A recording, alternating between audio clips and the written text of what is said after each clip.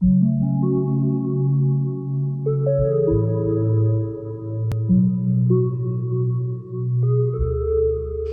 morning, or afternoon, or evening, or whatever it is, wherever you are.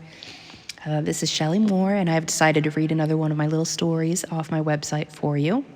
My website, of course, is limitlessstimulus.com, for those of you who have not checked it out.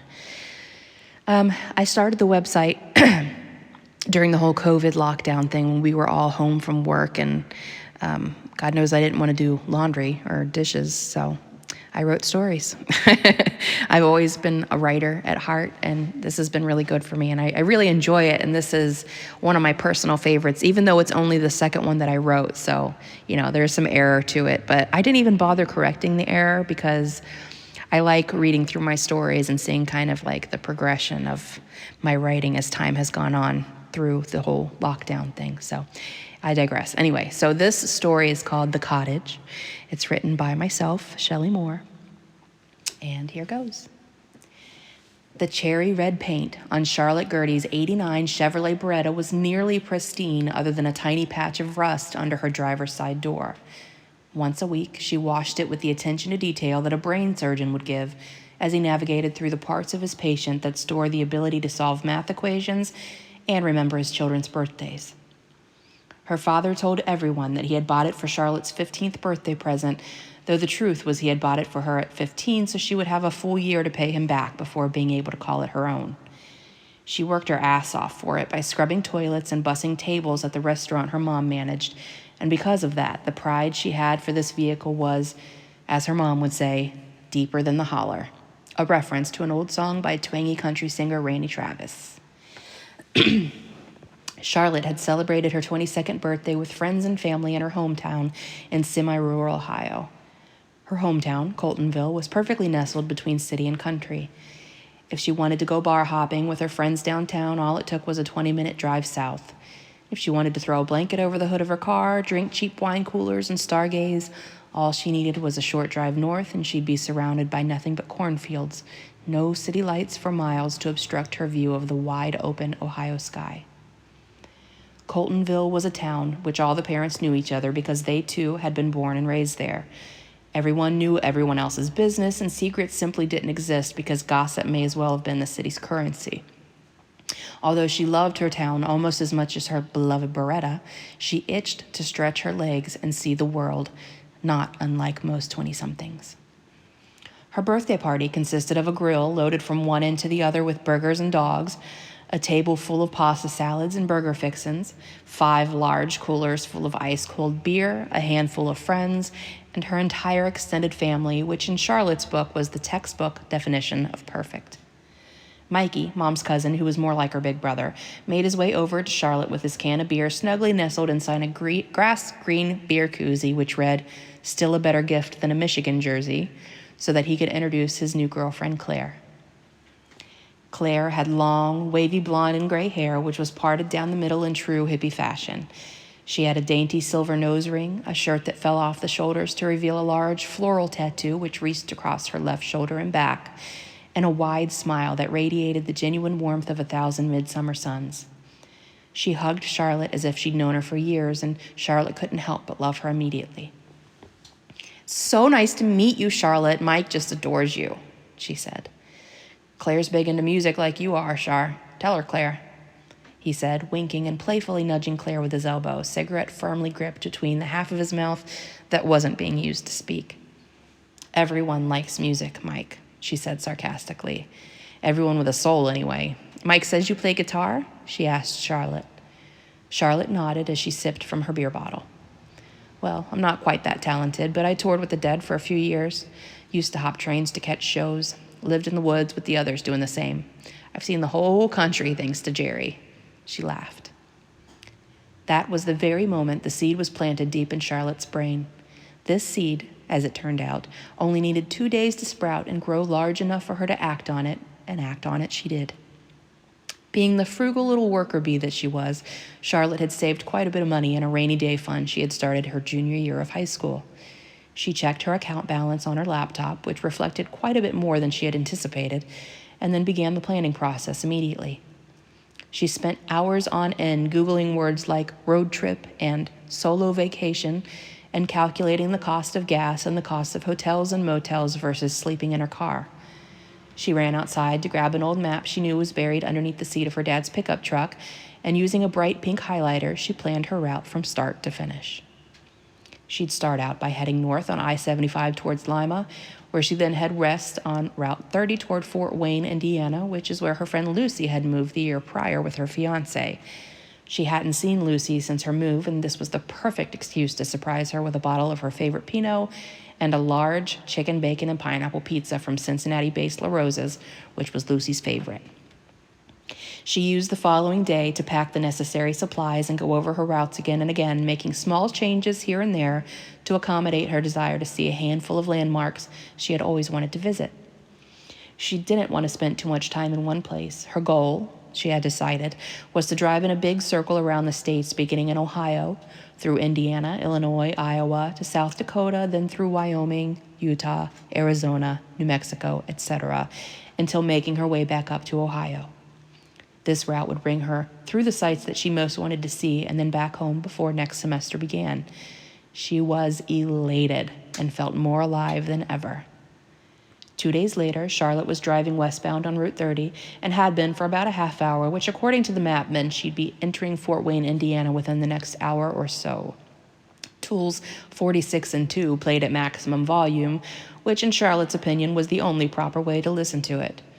She drummed along on the fluffy leopard print steering wheel, blissfully unaware that 6 miles back, her rear left tire had picked up an unwelcome hitchhiker in the form of a nail, a 4-inch-long tire destroyer, and was now rapidly losing air. Once the tire deflated to near empty and the car began to ride its rim, Charlotte turned down the music and finally realized the predicament she was now in. She cursed as she eased off the side of the road and down the short exit ramp. She drove slowly and noisily as the tire thudded with each rotation to a small gas station just off the exit with only one gas pump and a large advertisement for Marlboro Reds in the window. She left her car at the pump, slammed the door behind her, and made a few proper adjustments to her pants after having been seated for so long, and then made her way toward the small building to seek the clerk's help.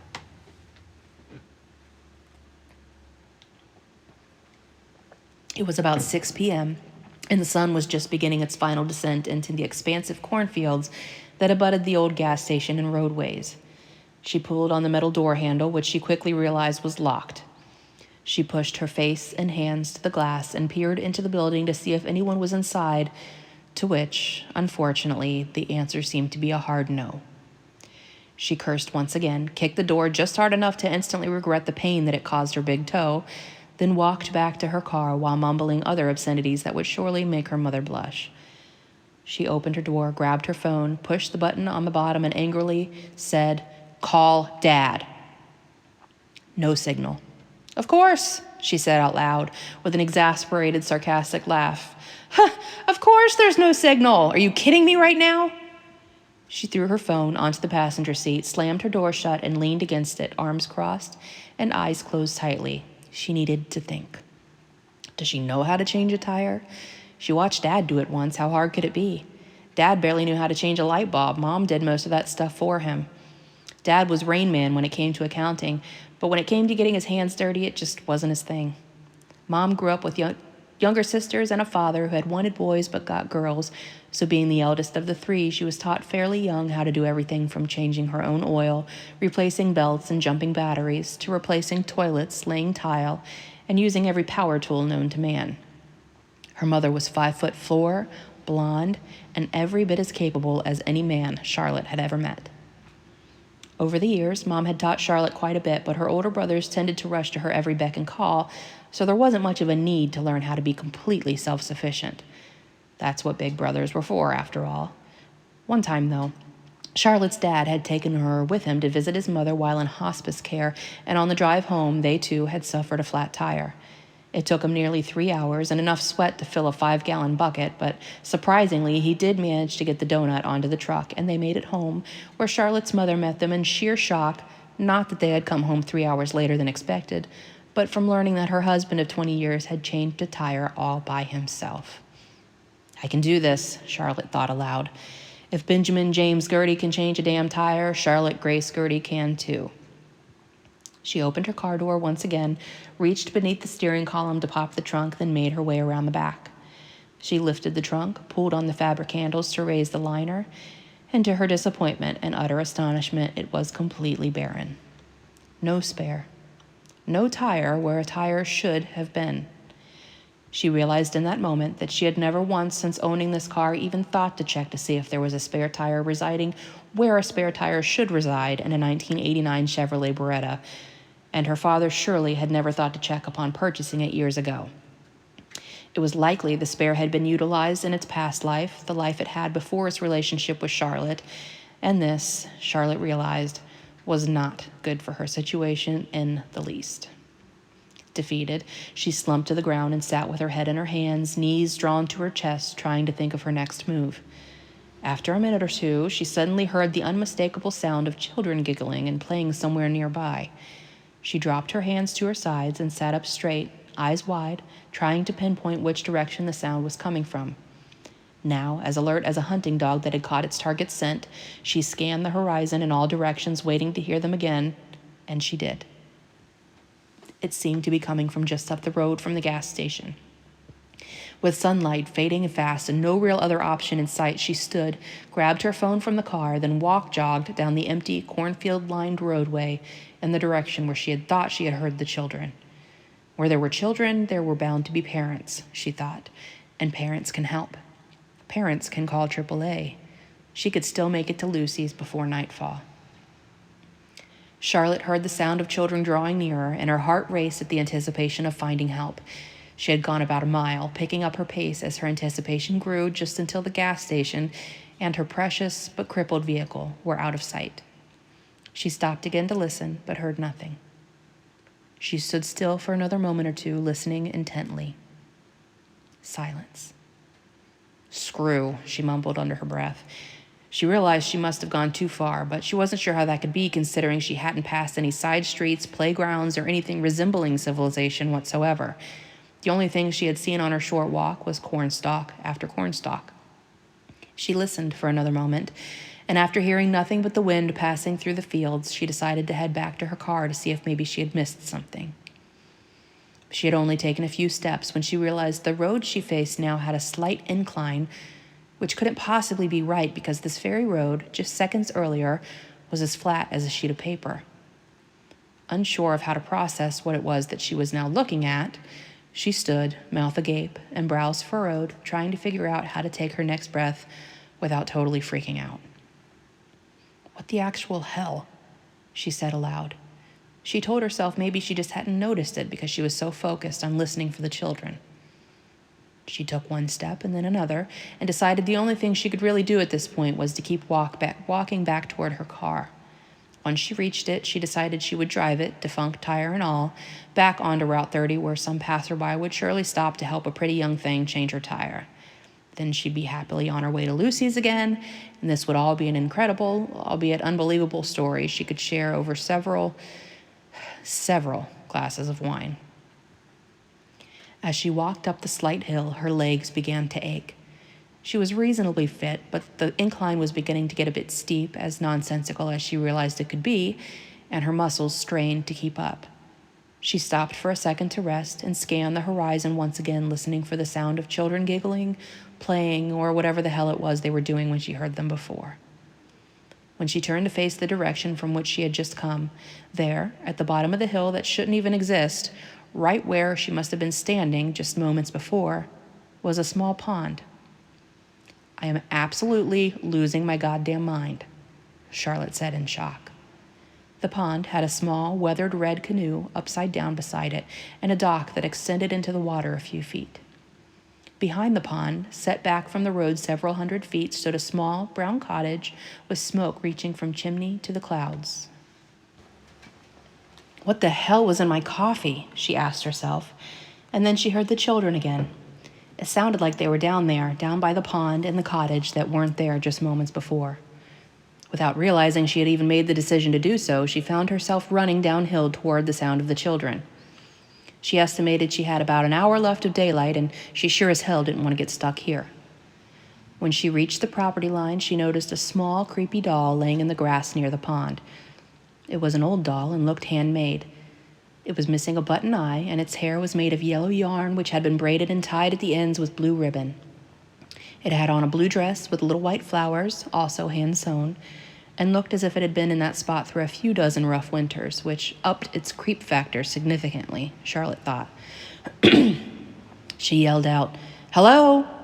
hoping to see a flock of children peek around the corner, curious as to who this stranger was trespassing on their property, but both saw and heard nothing.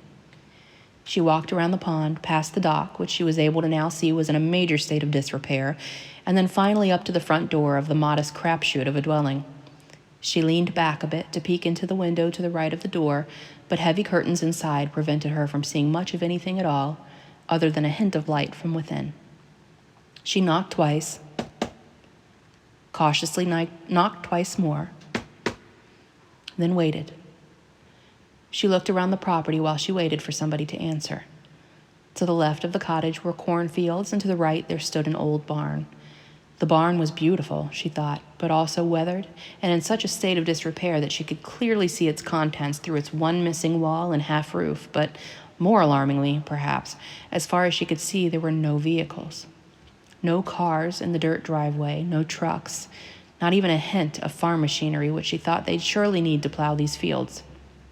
She knocked again, this time louder and more aggressively, and shouted, "Hello?" Silence. She peeked through the window again and decided lights on inside must mean someone's home, not to mention the kids she had heard playing somewhere nearby. She smelled food, as if bread had been freshly baked, and thought maybe the occupant was busy in the kitchen and just hadn't heard her. She knocked again, putting her mouth close to the door. She said, "Hello, is anyone home? I'm really sorry to bother you so late, but, my car, I got a nail in my tire and I just need some help." Just then, she thought she might have seen something or someone, just for a moment, pass by the window and block the small sliver of light peeking through the curtains. She knocked again, this time in the match and a gas tank rhythm, but without the final boom boom. "I don't have any reception on my phone. If I could just use yours to call my dad, I could."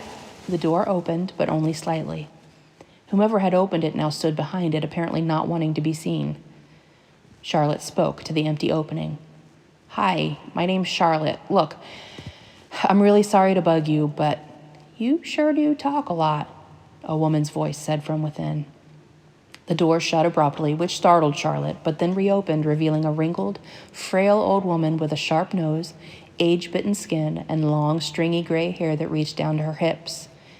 Charlotte was never good at guessing ages. One time, her mother's friend Tilly had 4 too many margaritas and asked the then 10-year-old Charlotte to guess her age. "Just guess. Go on. I bet you won't get it. Everyone always guesses wrong. Go on, Char. What's your guess?"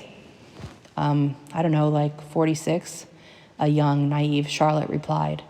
Her mother roared with laughter, but Tilly's reaction was quite opposite.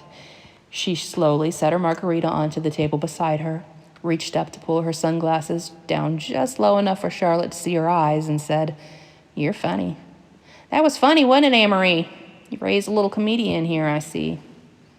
Charlotte wasn't trying to be funny, but she decided she'd better run off now while she still could, and escape whatever else this drunken woman would throw her way. Charlotte could hear Tilly chattering a mile a minute to her mother about how she's barely 35 and how she's never smoked a cigarette in her life and how everyone usually guesses 26. If the gray-hair woman that stood before Charlotte had asked her to guess her age, however, Charlotte would have guessed a solid 305, give or take a year or two. More realistically, however, she would certainly say no younger than 90. "Come on in then, I suppose," the woman said toward Charlotte, but not to her, as she turned her back and walked further into her home. "I don't have a phone, but you can stay here until Chester comes home." Charlotte didn't know who Chester was and, quite frankly, didn't care enough to ask. "Do you have any neighbors that might have a phone?" Charlotte asked. "Nope, no neighbors out there. Did you see any neighbors while you were out wandering about my property?" she asked, and this time Charlotte thought she heard a hint of annoyance in her tone. She still hadn't looked Charlotte in the eye. She made her way to an old wooden rocking chair, carefully sat down, and picked up a half-finished embroidery of some sort that she had clearly been working on before Charlotte had interrupted her. Charlotte sighed an exasperated sigh, crossed her arms in front of her, and looked around the interior of the cottage. To her right was a stone fireplace with a small fire and a stack of wood beside it. On the mantel there were 2 antique picture frames, although empty, which Charlotte found a bit odd, but fitting for this creepy little dwelling and its creepy inhabitant.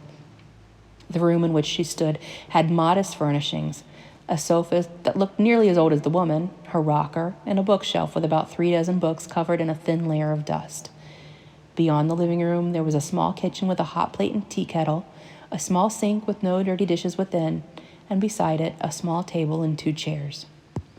"Is Chester your husband?" Charlotte finally asked, breaking the silence. "Are you hungry?" the lady replied, ignoring Charlotte's question.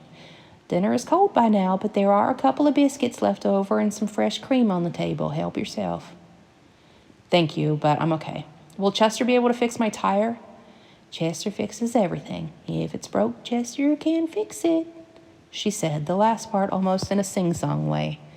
She continued to sew. "Do you know when he'll be home?" Charlotte asked. "Any moment now. Chester will be home any moment now." "I heard children while I was walking. Do you have children around here?" The old lady stopped her needlework suddenly, but her eyes didn't leave her needle. "I saw a little doll out by your pond. I thought maybe you—" The lady dropped her hands to her lap and stared into Charlotte's eyes and shouted, "Why were you snooping around my property? What the hell you doing here, huh? Why you talk so much?" The anger spilled from her as she spoke, or rather hissed, and Charlotte took a step back, completely caught off guard and shocked as she watched spittle fly from this woman's lips with each angry word. "No, I swear, I'm not even from around here." Charlotte spoke quickly and apologetically, trying to pacify the situation quickly. I was just driving by and I got a flat. I tried to get help at the gas station down the road, but there was nobody there working. The door was locked. And then I heard kids, so I thought if I found him, I could help or I could get help. And then the road, it became a hill, and she stopped, realizing how insane her words must sound. Charlotte then noticed the woman had begun her needlework once again and was completely calmed. "I have a little girl. Her name is Lilabelle. She's with Chester." Charlotte was beyond freaked out at this point, but decided her best bet would just be to keep her trap shut for now and wait for this Chester guy to come help her. The woman continued her needlework, and Charlotte took a seat on the sofa as far away as possible from the creepy old woman. A grandfather clock that Charlotte hadn't noticed before chimed loudly from the back corner of the living room, which made Charlotte come painfully close to needing a new pair of pants, announcing through its deep chimes that it was now 8 o'clock in the evening. Realizing she was, in fact, much hungrier than she had thought, she stood and walked to the kitchen to grab one of the biscuits the batshit crazy lady had offered her before things went all Twilight Zone. She took her seat at the couch once again and began to nibble. She hated to admit it, but it was hands down the best biscuit she had ever eaten in her life. It was obviously made completely from scratch, and she thought even her southern grandmother would have been in awe of its flaky buttermilk perfection. She finished, wiped the crumbs from her lap to the floor, casting a quick glance over at the lunatic in the rocking chair to make sure she hadn't seen, then reclined a bit on the couch, crossing one leg over the other. She may as well get comfortable, she thought. Who knows when this Chester guy will show up? With the warm fire crackling beside her and the old worn couch cradling her tired body, she fought hard to keep her heavy eyelids open, but lost the battle rather quickly, and she dozed off into dreamland before she could so much as think another thought. In the moments just before she awoke, when she was still in that space that's not quite a dream but not quite reality, she thought she heard her mom calling her name.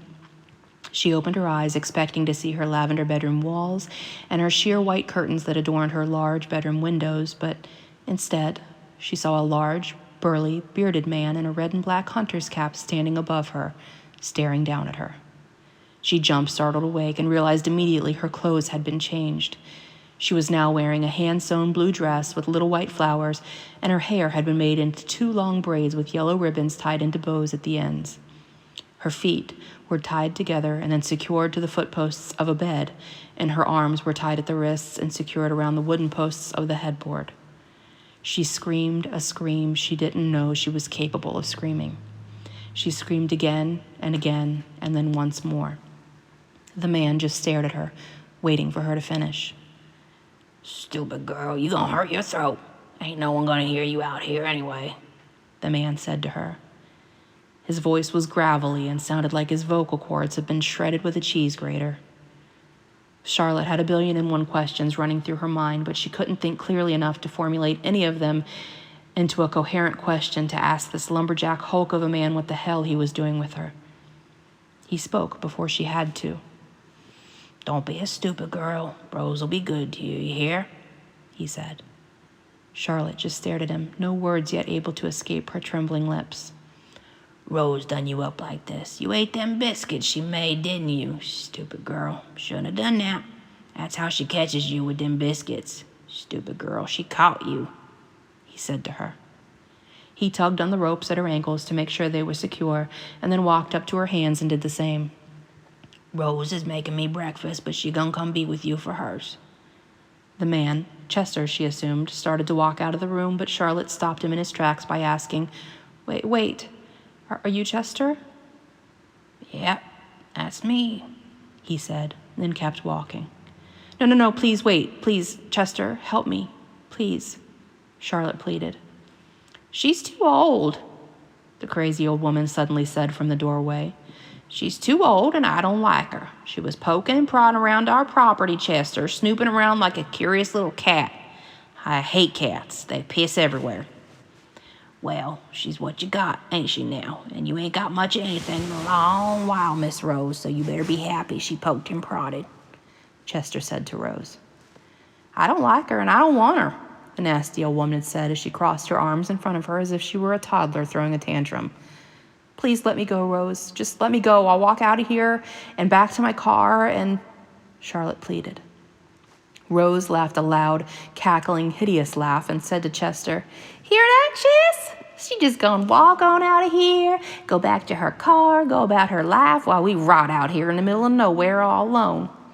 Why'd you use a yellow ribbon on her hair, Chester? Damn it, I told you I wanted blue to match a dress. You done ruined her. I don't want her. I don't want her stupid yellow ribbons, and I don't want her talking no more, so sew her wicked mouth shut. No, please don't sew my mouth shut. I won't talk anymore, promise, see? Charlotte pressed her lips together as if to show they were now forever sealed and completely rendered incapable of producing any more sound. Rose, how about you go make yourself some tea and calm down a bit? How's that sound? How's about you go relax and I'll get her ready? Chester said as he gently took Rose's hands in his and led her out of the room. Once they were both out of sight, Charlotte began fidgeting with the ropes around her wrists in an attempt to loosen them, and to her delight she realized she could likely easily slip her small hands out of them when the time was right. Next, she focused on her ankles. They were certainly tied a bit tighter and would require a bit more work. Chester re-entered the room. Charlotte glared at him. Oh, you done gone and upset Miss Rose, stupid girl, he said. Chester, what does she want with me? What is she going to do? That ain't none of your business, stupid girl. Now shush. Is she going to kill me? Charlotte asked. Yep. Holy shit. Charlotte wasn't expecting an answer, let alone one so blunt. Wait, why? Why would she kill me? She says she has a little girl. God, what was her name? Bella? No, that's not right. Oh, God. Lila Bell. What if Lila Bell comes home? Chester rolled his eyes. Ain't been no Lila Bell round here in decades. Rose thinks she gonna come back, but she ain't. She dead, just like you fixin' to be if you don't shut your stupid mouth, you stupid girl. Charlotte realized no one knew where she was. Not a soul on the planet had any idea where she was in this moment.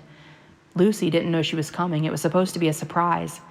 She had told her mom the night before, but Mom never asked details as to which road she'd be taking and when. Charlotte had only said she'd be heading north and west and south. She hadn't even seen her father before she left. He had left in the morning prior for a business trip to Maine.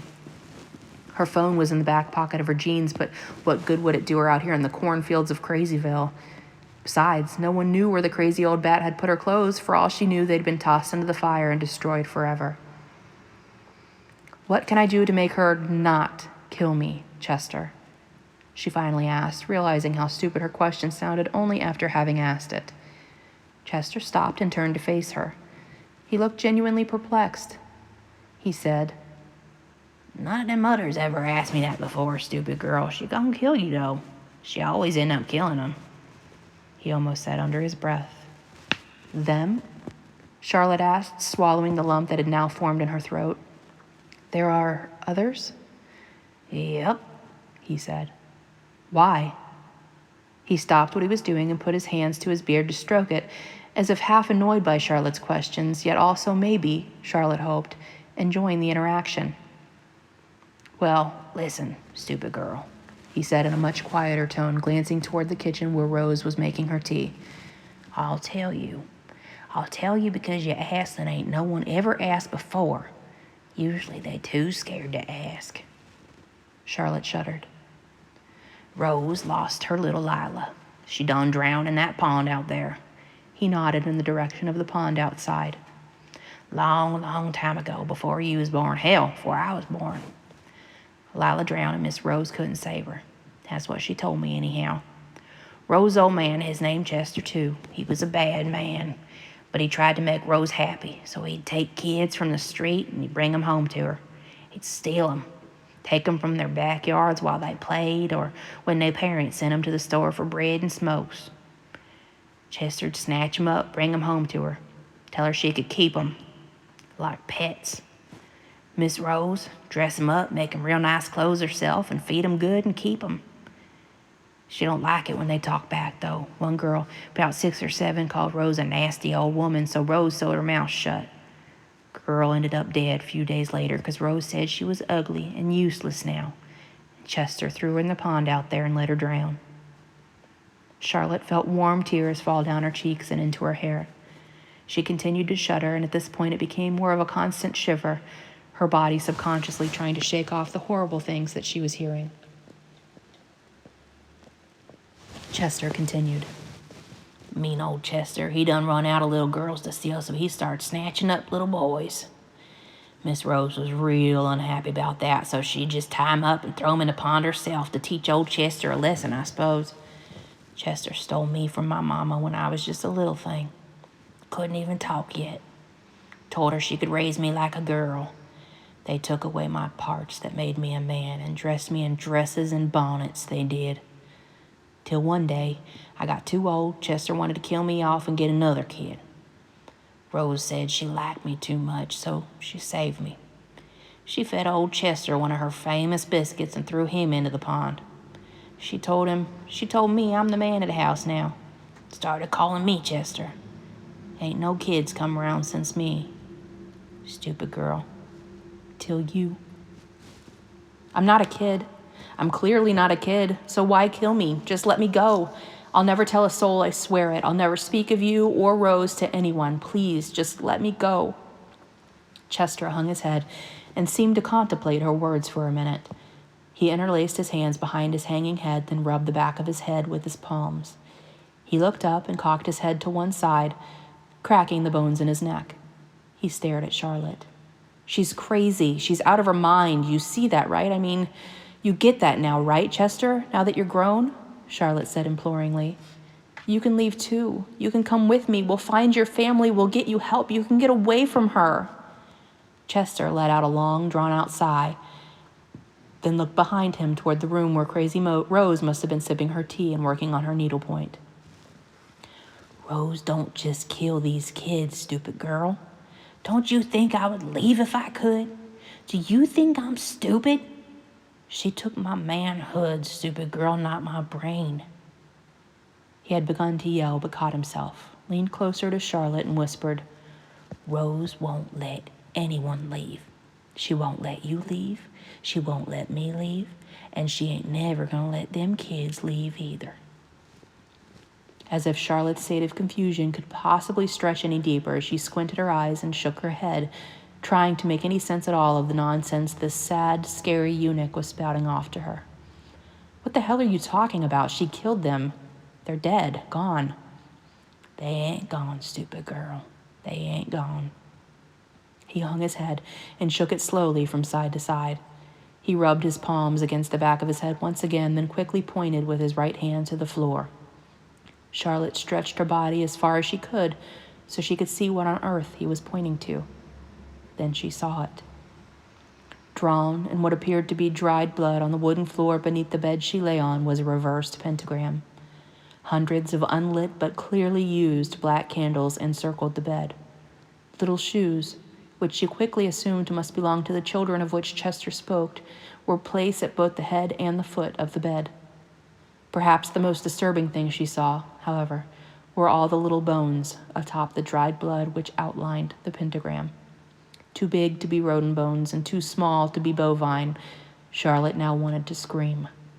Chester, sitting at the foot of the bed, placed one hand firmly on her ankle and brought the other to his lips, telling her to stay quiet. He looked in Rose's direction to remind Charlotte of the importance of keeping those lips of hers pressed firmly shut. Charlotte closed her eyes in another attempt to gather her thoughts.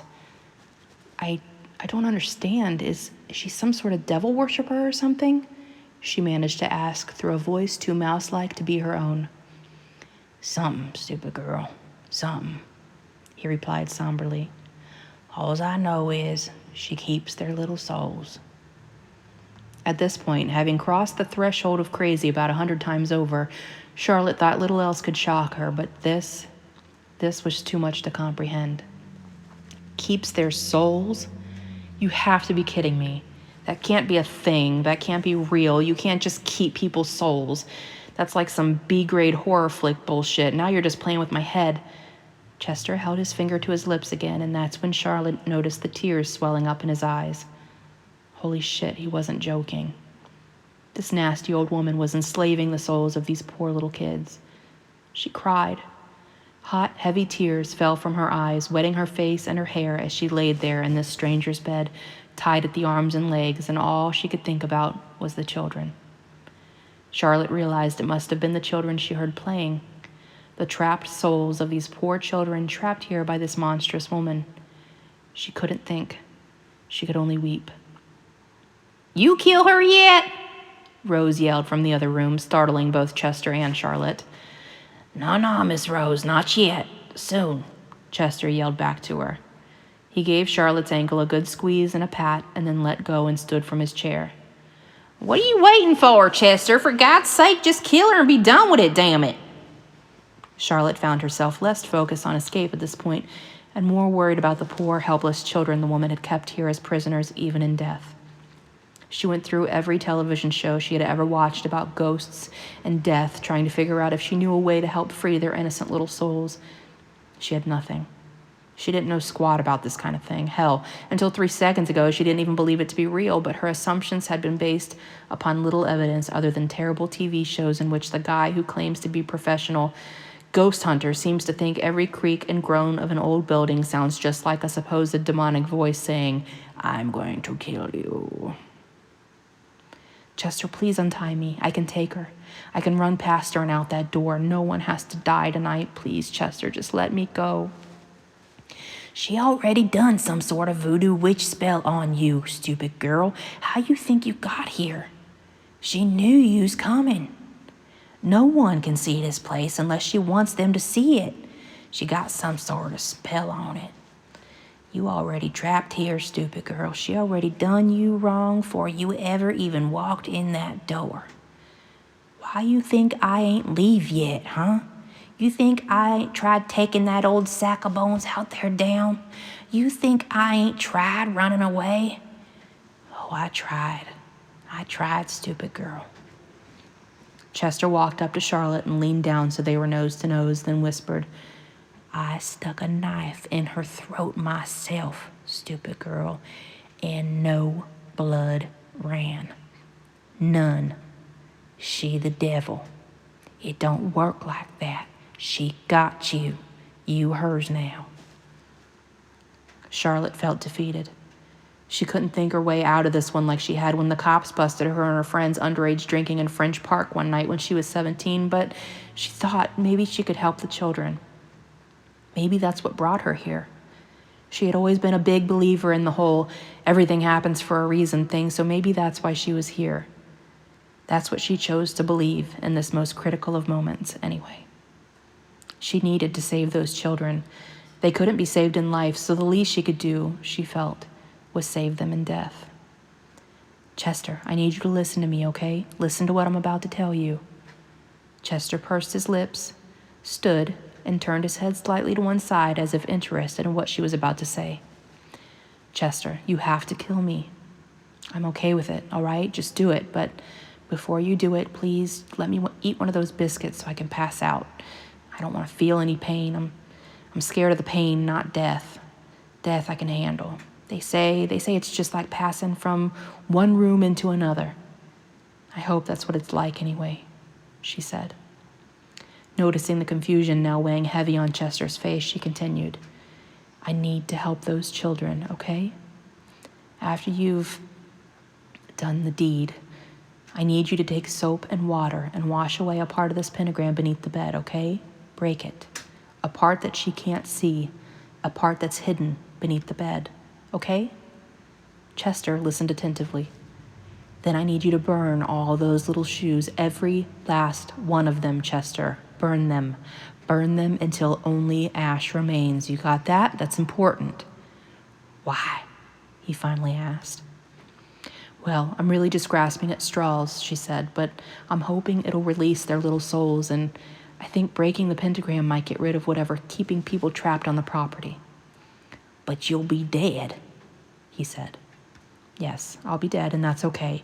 I think maybe I'll be able to help more if I'm on the other side of things, you know? No. Well, it's a long shot, but what the hell? I need to help them, Chester. We can't keep them here. It's cruel, and it's unfair. Maybe we can save your soul by saving theirs. Charlotte wasn't entirely sure she believed that last part, but it sure sounded good, and she hoped that Chester believed it more than she did. Well, okay, he said. Really, you'll help me? She asked him. Yeah, I'll help. Chester stood and walked to the kitchen. He came back seconds later with the biscuit. He stood above Charlotte, then held the biscuit to her mouth. Charlotte closed her eyes, took a deep breath, prayed a silent prayer, then ate the biscuit. Don't forget to burn my shoes too, okay, Chester? Chester nodded. Her eyes grew heavy and tears fell as they closed. Again, Charlotte found herself in the state just before awakening, but not quite sleeping. Again, she thought she heard her mom call her name. Charlotte. She heard again, but this time it was the voice of a little girl. Charlotte. A third time, she heard her name called. Charlotte awakened and looked around her, still a bit groggy. She was laying in grass, soft green grass that she could smell all around her. She blinked the blur of sleep away and noticed children standing around her, curiously looking down at where she lay. A little girl in a blue dress with white flowers knelt down beside her. She had long blonde braids with blue ribbons tied in bows around the ends. Her smile was sweet, and she tickled Charlotte's nose with a blade of grass. Get up, the little girl said in the sweetest little voice. Then she giggled. Where am I? Charlotte asked groggily. You're dead, a little boy said from behind her. Thomas, another little girl scolded. That was rude. Charlotte was now fully awake and alert. That did the trick. Wait, what? I'm dead like for real? She asked the kids. Yep, the little girl with blonde braids said. But don't be sad. We're dead too. It's not sad. Charlotte pushed herself up with her palms planted in the grass, then took a head count. 1, 2, 9, 12. 12 of them. 12 children whose ages ranged from what looked to be about 3 to maybe 10. She looked around and noticed the cottage in the distance. But you're okay? Charlotte asked, still trying to get a grip on this new reality. Yep, said a few of them simultaneously. Some just nodded. Speak for yourselves. I want out of this hellhole, the oldest boy said. She's fixing it for us, Thomas, another girl said. Be patient. You're fixing it, right? That's what you told Chester. You told him you would help us. Another little red-headed girl said to Charlotte. I'm trying. I don't really know if it'll work, but I think Chester is actually going to fix it. Fix things. Make it so you all aren't trapped here, Charlotte explained. That is, if he does what I asked him to. Charlotte looked down at the little girl who had tickled her nose with the blade of grass. Are you Lila Bell? She asked. The little girl nodded with a shy smile. She don't talk much, another girl said. Can I get into the cottage while I'm, like this? Charlotte asked the bunch. You mean dead? Thomas said. It's not a curse word, it's just a word. You can say it. Okay, then. Can I get into the cottage dead? A few of them giggled. The redheaded nodded. Yep. How do you think we heard your plan to save us? Okay, I need to go make sure Chester did what I told him to do. You children stay put. We're coming with you. It's not like they can see us, Thomas said. A few of the little ones giggled again. As they walked, little Lilabelle reached up to hold Charlotte's hand. Charlotte took her tiny hand in her own and squeezed it affectionately. After a few steps, she said, I'm so sorry you all went through what you went through. You didn't deserve it. None of you did. It was cruel and terribly unfair, she said somberly. The children didn't have much to say to that. Nothing needed to be said. They continued to walk briskly towards the cottage. Hey, wait, look, Thomas said suddenly. He stopped and raised his arm to point toward the chimney. The smoke that escaped was no longer a muddled gray, but instead seemed to sparkle like glitter when the sun catches it just right. What do you suppose that is? The red-headed girl asked. I don't know. I've never seen it do that, Thomas replied. The group stood and watched as the shimmery smoke left the chimney and reached towards the heavens. Transfixed for a moment, Charlotte now realized Lilabelle was no longer holding her hand. She glanced down to where Lilabelle was standing moments before, but saw nothing but grass where she should have been. Charlotte looked around, and all 12 of the children had vanished into thin air. The sun's intensity brightened in that moment, and Charlotte knew in her heart that Chester must have kept his end of the bargain and burned their little shoes, releasing them from Rose's spell.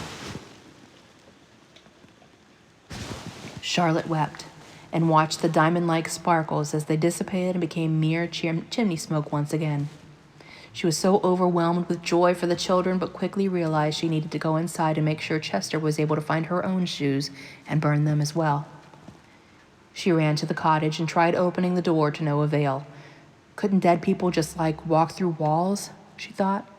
She tried and failed again. Walls were just as solid in death as they are in life, apparently, or at least they were in this hell house.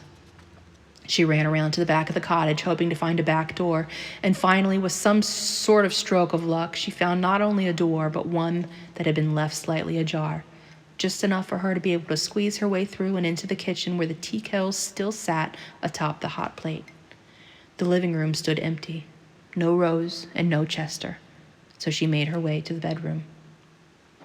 There, laying on the bed next to Charlotte's own lifeless body, was poor Chester, an axe protruding from his forehead, his eyes and mouth open, with blood covering his face and dripping down the side of the bed and onto the wooden floor where it had pooled. Rose sat in the chair where Chester had sat earlier, working diligently on her needlepoint. I know you're there, stupid girl, she said quietly, tauntingly. Charlotte ran to her and hit her with every ounce of strength she had within her. She punched and she kicked and she smacked until Rose began to laugh. You can't touch me, you stupid girl. Charlotte stood motionless, unable to think, unable to move. You made me kill my Chester, you stupid girl. I knew I didn't like you from the moment you opened your stupid mouth. Her eyes never left her needlework. Chester wasn't too smart, unfortunately. He was good company, but there were a few screws loose up top, if you know what I mean. I think my old Chester was a bit too rough on him when he was a boy, messed his head up a bit. She set her needlework down on the dresser beside her, picked up her cup of tea delicately, and took a sip. He burned the shoes, so my children are gone. That's your fault, stupid girl. I won't forgive you for that. You will pay for that. She sipped her tea again. Then my Chester, my sweet, dumb Chester, came to me and asked for soap. And I thought, what in the world would he need soap for when he's supposed to be killing you?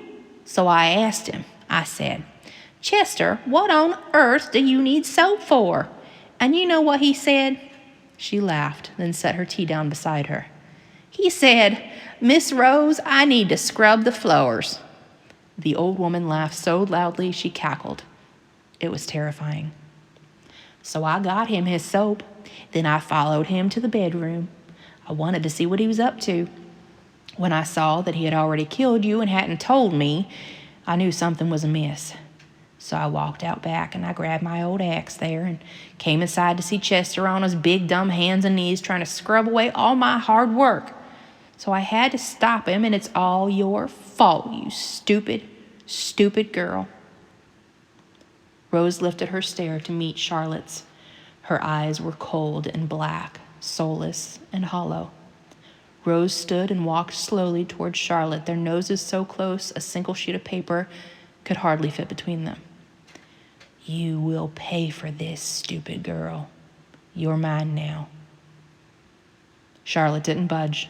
She stood her ground and stared back at the cold eyes of this insane, evil murderess. She said calmly, "You can have me, you ugly old witch, but the children are safe now, and that's what matters." At that moment, she felt a little hand take hers. She looked down, and to her surprise, there stood Lila Bell at her side, in her little blue dress with white flowers and her blonde braids with blue bows. Rose stumbled backwards. "Lila? My Lila Bell? Is that really you, my girl?" Rose's entire demeanor had changed. Overcome by emotion more powerful than herself, she dropped to her knees as tears poured from her eyes. Her lips and limbs trembled as she outstretched her arms towards the ghostly little girl. Lila Bell didn't let go of Charlotte's hand, but she did look at her mother. She looked at her and firmly said, "No, not your girl." Then looked back up at Charlotte and smiled her sweet smile. Both Charlotte and Lila Bell faded away together, their edges burning away like the delicate paper of a cigarette until no trace of them remained in that room with that wretched woman. The end.